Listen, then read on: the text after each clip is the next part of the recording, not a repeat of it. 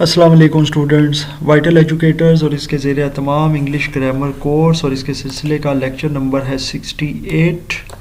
और जैसा कि आपको पता है हमने पिछले लेक्चर में कुछ ट्रांसलेशन की थी और की थी हमने 7 तक, यानी कि 7 सेंटेंसेस, पेज नंबर 118।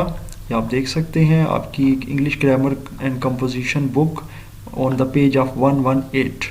सो 118 पर हमने ये अभी ट्रांसलेशंस को स्टार्ट किया हुआ है, इसका अगला पार्ट है। और अब हम जुमला नंबर 8 से स्टार्ट करेंगे।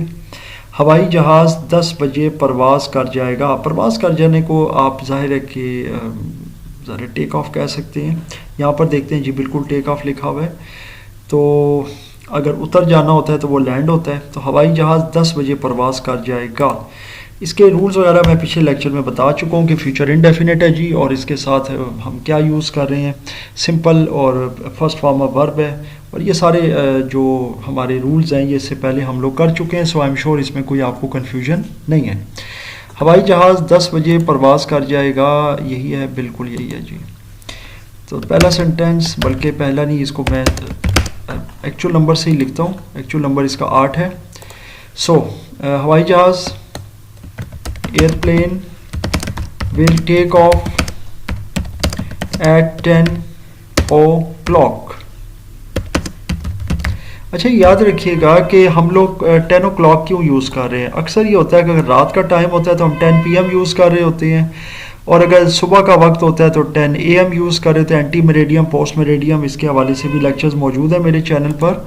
सो ये 10 बजे का वक्त अगर उन्होंने कहा है ना, ये आप देख सकते हैं स्पेसिफिकली यहाँ पर लिखा हुआ है 10 बजे परवाज़ कर जाएगा। फिर आपने यहाँ AM PM, मॉर्निंग इवनिंग वगैरह के मामलात नहीं करने, आपने सिंपल लिखना है 10 बजे यानी 10 o'clock। तो ये भी स्पेसिफिकली याद रखा करें कि जब वक्त दिया गया है मगर वो एक्सप्लेन नहीं किया गया जनाब कि सुबह का वक्त है, शाम का है, तो फिर वो आप कुछ भी आप उसमें लिख सकते हैं। मैं हर ख़तरे का सामना करूँगा, आई विल फेस एवरी डेंजर। क्या लिखा है जी इधर, हाँ डेंजर ही है, ठीक है। So I will face every danger, simple हो गया जनाब। सेंटेंस नंबर 10 में चलते हैं। सेंटेंस नंबर 10 है आपका, वो अगले साल ये किताब शाया करेंगे। शाया कहते हैं पब्लिश करने को। देखते हैं जी, बिल्कुल सही है। टू पब्लिश यहाँ पर इन्फिनेटिव के फॉर्म में लिखा हुआ है, बार इसको हम कन्वर्ट कर लेंगे अभी। वो अगले साल ये किताब शाया करेंगे, they will publish this book next year, अगले साल। ठीक हो गया जनाब। चूँकि ये पॉजिटिव या यूँ कह लें अफर्मेटिव जुमले, इनके आगे क्वेश्चन मार्क नहीं है, सो फुल स्टॉप लग रहा है। याद रखें जो पॉजिटिव, कन्फर्मेटिव या अफर्मेटिव जुमले होते हैं, जो स्टेटमेंट्स होते हैं, उनके आखिर में फुल स्टॉप लगता है। अच्छा जी, अब 11वां सेंटेंस आ गया है, बच्चे झूलों से लुत्फ़अंदोज़ होंगे। झूलों के लिए जो वर्ड होता है वो होता है स्विंग का, ठीक है। तो इसके अलावा कुछ झूलों की और भी टाइप्स होती हैं, वो फिर कभी हम इंशाल्लाह अपने किसी लेक्चर में डिस्कस करेंगे। बारह ये जो नॉर्मल झूले होते हैं जिन पर बच्चे झूल रहे होते हैं, स्विंग्स ले रहे होते हैं, जिसे हम पंजाबी में पींगे भी कहते हैं, तो ये स्विंग का वर्ड यूज़ होता है। और स्विंग झूलने को भी कहते हैं, या स्विंग इस तरह से टू एंड फ्रू मोशन को भी कहते हैं फिजिक्स के अंदर, वो आपको यकीनन पता ही है। बारह बच्चे झूलों से लुत्फ़अंदोज़ होंगे, children will enjoy the swings। very simple, यानी children will enjoy the swings, बच्चे झूलों से लुत्फ़अंदोज़ होंगे या झूला झूलने से लुत्फ़अंदोज़ होंगे। आगे चलते हैं जनाब। जुमला नंबर 12, हमीद मकान किराए पर लेगा, Hamid will take a house on rent, simple हो गया जनाब। अब आते हैं जुमला नंबर 13 की तरफ और देखते हैं कि जनाब इसमें क्या है। Hamid will take a house on rent, इसके बाद है हमारे पास तुम बैंक से कर्जा लोगे। बहुत आसान है जी, you will take loan from the bank. अब आ गया जी सेंटेंस नंबर 14, वो अच्छे बुरे दिनों में हमारा साथ देंगे। अब 11 और 12 नंबर देखें जी, थ्रू थिक एंड थिन और स्टैंड बाय।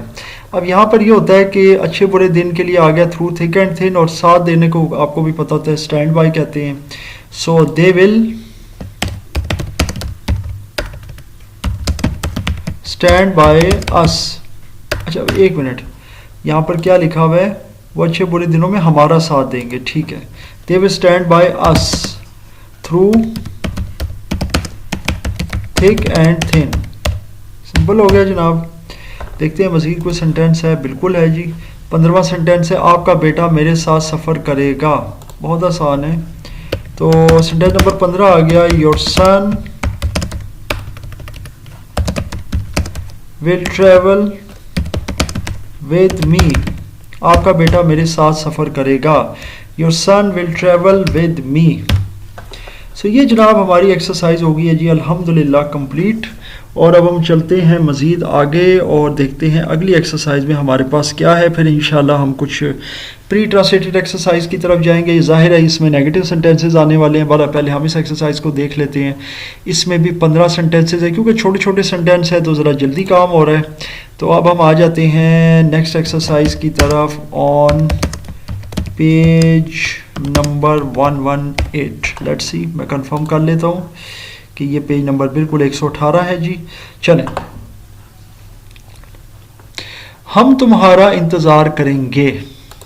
अच्छा जी, ये भी आपको पता है कि कन्फर्मेटिव सेंटेंसेस हैं। वी विल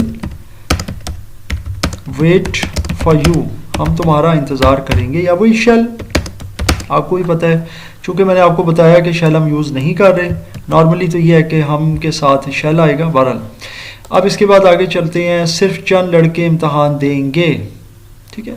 इम्तहान देने की क्या इंग्लिश होती है? Take examination. अब देखें यहाँ दे रहे हैं और यहाँ पे टेक लिखा हुआ है, ये बड़ा इंटरेस्टिंग है। उसकी वजह ये होती है कि उर्दू में तो ये होता है ना कि मैं इम्तहान दे रहा हूँ, इंग्लिश में ये नहीं होता I am giving examination, I am taking examination. तो वो ये गिव एंड टेक का बहुत फ़र्क है इम्तहान देने में अगर उर्दू में बात करें, और अंग्रेज़ी में इम्तहान लेने में या देने में, मतलब ये थोड़ा फ़र्क आ जाता है।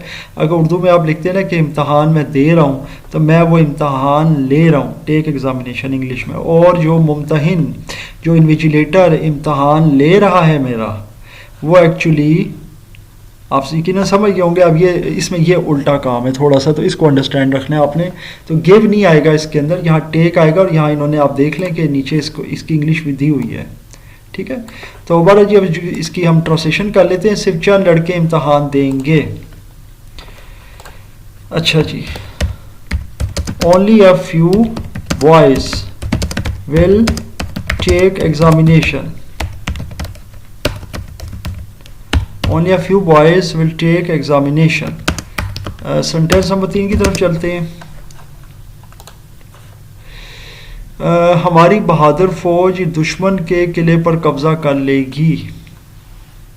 अभी लफ्ज़ बहादुर जो है वो दुरुस्त नहीं है, लेकिन चूंकि ये हमारा उर्दू का लेक्चर नहीं है, लिहाजा हम इसको डिस्कस फ़िलहाल नहीं करेंगे। आप मेरे उर्दू के लेक्चर्स में ये जाकर देख सकते हैं। हमारी बहादुर फौज दुश्मन के किले पर कब्जा कर लेगी। अब किले के लिए यहाँ पे क्या है जी, आपको पता है फोर्ट भी होता है, कासल भी होता है, यहाँ नहीं दिया हुआ। कब्जे के लिए है, कैप्चर है, ठीक है। अच्छा, Our brave army will capture the fort। Simple, castle भी कर सकते हैं। अगर आप फोर्ट की जगह लिखना चाहें तो आप कासल लिख दें। बाकी फोर्ट और कासल में क्या फ़र्क है इंशाल्लाह वो भी किसी आने वाले लेक्चर में आपको ये क्लियर करूंगा। बहरहाल आप फोर्ट और कासल जो है ना वो इंटरचेंजेबली इसमें यूज़ कर सकते हैं। अच्छा, कैप्चर की जगह कॉन्कर भी लिख सकते हैं, ये भी आपको बता देता हूँ। कॉन्कर भी फतह करने को कहते हैं, ठीक है। तो कैप्चर द फोर्ट या कॉन्कर द कासल या कॉन्कर द फोर्ट, व्हाटएवर जो आप लिखना चाहें। आगे आते हैं जी। ये टीम मैच हार जाएगी। सिंपल है जी, ये तो बहुत आसान है। This team will lose the game. Game या मैच, मैच ही लिख दें, क्योंकि ये इंग्लिश का ही लफ्ज़ है, उर्दू में भी यूज़ होता है। जैसे cricket match, hockey match, football match. तो मैच हार जाएगी, यहाँ देखते हैं क्या लिखा हुआ है, टू लूज, ठीक है। ये इन्फिनिटिव फॉर्म में है। अमीर गरीबों की मदद करेगा, इंतहाई आसान जुमला है। Rich will help poor. अब देखें यहाँ पर आप एक बात को ज़रा अंडरस्टैंड कर लें। अमीर गरीबों की मदद करेगा। अब ये करेगा जो है ना जी, इससे लग रहा है कि जैसे अमीर आदमी कोई एक है और वो मदद करेगा। बिल्कुल ठीक है, अमीर किसी एक बंदे के लिए ही यूज़ हो रहा होगा, हम उसी की बात शायद कर रहे होंगे कि अमीर गरीबों की मदद करेगा, लेकिन अमीर गरीबों की मदद करेंगे ये भी हो सकता है। तो यहाँ पे ये इन जनरल टर्म यूज़ हो रहा है अमीरों के लिए, और ये इन जनरल टर्म यूज़ हो रहा है गरीबों के लिए, किसी ख़ास गरीब आदमी या किसी ख़ास अमीर आदमी को ये स्पेसिफिक नहीं है। तो यहाँ आप लिखेंगे रिच विल हेल्प पुअर, बस रिच मैन रिच पर्सन लिखने की आपको ज़रूरत नहीं है। सो जनाब आ जाते हैं छठे सेंटेंस की तरफ। उस्ताद अपने शागिर्दों की रहनुमाई करेंगे। अब यहाँ पर उस्ताद और करेंगे, देखें यहाँ पर एक छोटी सी गलती है जिसको मैं अक्सर प्रोपेगेट करता हूँ। ये प्लूरल फॉर्म में आ रहा है कि करेंगे, इसका मतलब उस्ताद ज़्यादा हैं। तो इसके लिए आप क्या करें जनाब, फिर असातिज़ा का लफ्ज़ लिख लें। ये मैं कोशिश करता हूँ लिखने की उर्दू, क्योंकि ये कोई स्पेसिफिक उर्दू नहीं है। तो असातिज़ा, ये मैं इसको थोड़ा इस तरह बना देता हूँ, असातिज़ा।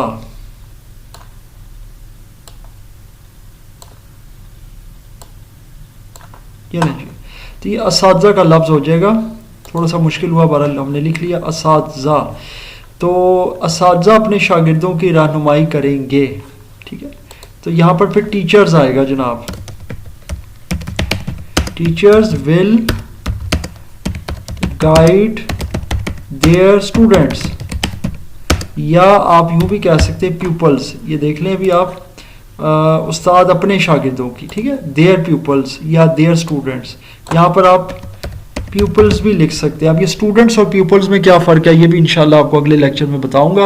ये साथ साथ चीज़ें जो है ना आप भी नोट करते जाएं और मैं भी नोट कर रहा हूँ, तो फिर आपको इनके इंशाल्लाह डिफरेंस बताएंगे। जैसे फोर्ट और कासल का भी मैंने इससे पहले तस्करा किया है। सेंटेंस नंबर 7 में चलते हैं जी। सेंटेंस नंबर 7 है हमारे पास, तुम्हारी सहेली तुम्हारे लिए परेशान होगी। परेशान होने को कहते हैं वरी होना, ठीक है। तो सहेली अब जाहिर है कि किसी लड़की के हवाले से, लेकिन फ्रेंड ही होगा इसमें भी यूज़ ये वर्ड। तो your friend will be worry या विल फील वरीड, ये ज़्यादा बेहतर हो जाएगा, विल फील वरीड, ये ज़्यादा अप्रोप्रिएट है फॉर यू, तुम्हारे लिए। अब ये दोस्त के लिए भी आ गया, सहेली के लिए भी आ गया, नहीं लड़के के लिए भी लड़की के लिए भी आ गया, तो दोनों के लिए इंटरचेंजेबली यूज़ हो गया जी। नौकर बाजार से ताज़ा अंडे खरीदेगा, बहुत आसान है, फ्रेश एग्स। 8वां सेंटेंस है, नौकर के लिए क्या लफ्ज़ है, servant will buy fresh eggs. एक मिनट और देख लेते हैं क्या है, बाजार से, ठीक है, फ्रॉम द बाजार या फ्रॉम द मार्केट, जो भी लिखना चाहें। तो सेंटेंस नंबर 9 पे चलते हैं जी और देखते हैं सेंटेंस नंबर 9 पर हमारे पास क्या है। मेरा भाई मुझे तोहफे देगा, तोहफे गिफ्ट्स यानी ज़्यादा सारे हैं तो गिफ्ट्स आ जाएगा, तोहफा नहीं आएगा। यानी मेरा भाई मुझे तोहफे देगा, my brother will give me gifts. Simple हो गया जनाब। और इसके बाद देखते हैं 10वां सेंटेंस, लड़कियां स्वेटर बुनेंगी। बुनने के लिए यहाँ निट का लफ्ज़ भी है, ये देखें, वीव का लफ्ज़ भी होता है, ठीक है, लेकिन वीव और निट में कुछ फ़र्क है। तो स्वेटर बुनने के लिए ज़्यादा हम जो वर्ड यूज़ करते हैं वो निट होता है, ये याद रखिएगा। ये निट और वीव में भी इंशाल्लाह फ़र्क आपको नेक्स्ट लेक्चर में मैं बताऊंगा। ये मैंने एक और वर्ड भी नोट कर लिया है। सो लड़कियां स्वेटर बुनेंगी, girls will knit the sweaters. Sweater obviously plural में यहाँ पर मैंने लिख दिया है, क्योंकि स्वेटर प्लूरल भी हो सकता है। यहाँ पर स्वेटर सिंगुलर के लिए भी है, स्वेटर प्लूरल के लिए भी है उर्दू के अंदर। इंग्लिश में स्वेटर्स है प्लूरल के लिए, तो ये इंग्लिश का ही लफ्ज़ है स्वेटर। अच्छा, इसका या उसका, अब अगेन वही बात है, इसमें ज़ेर ज़बर का मामला नहीं है। बहरहाल इसका या उसका जो भी कह लें, बाप उसके लिए या इसके लिए नया मोटरसाइकिल ख़रीदेगा। So his father will buy a new motorbike